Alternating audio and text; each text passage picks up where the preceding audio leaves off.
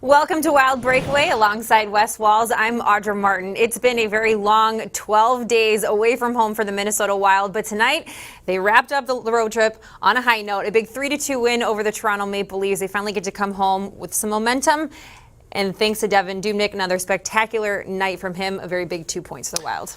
We knew going into this game how important it was going to be for the Minnesota Wild to make sure that they were ready to play, especially in the first period. The Toronto Maple Leafs were second in the National Hockey League with 27 goals in the first period. A lot of young players, a lot of rookies. They come out with a lot of energy. The Minnesota Wild were ready to play this game tonight. Took a 2-1 win out of the first period. And then after that, the second and third period were not quite as great as the first period for the Minnesota Wild, but when you got Devan Dubnyk behind in the pipes, 3 goals is all you need. He was outstanding in the third period. Not the greatest game the Minnesota Wild have played on this trip, but regardless, it doesn't really matter. Like I said before, there's no such thing as 2 ugly points in the National Hockey League, and the Wild will take them. I'm looking forward to coming home. Well, it was Eric Staal who got the game winner. That's his 50th career game-winning goal. Not a bad number at all.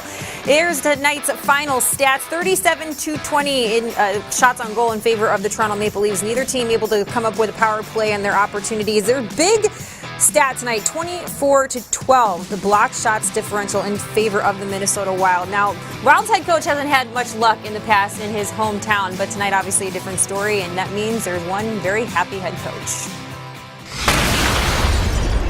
Yeah, pretty good. I told the guys, I says, it may not look it, but my insides are really happy right now.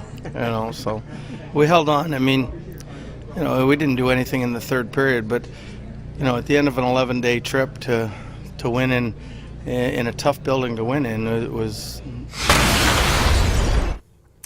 So here's a look at the next 3 for the Minnesota Wild. They finally return home Friday to take on the Edmonton Oilers, a team we saw not too long ago. Then it's the St. Louis Blues in town on Sunday, and then things continue on home ice against the Florida Panthers Tuesday night at 6:30. First things first, though, the Edmonton Oilers, like I said, we just saw them a few days ago. The Wild did a great job keeping Connor McDavid completely silent in that game. It's never easy to do that when you're talking about the best scorer in the league.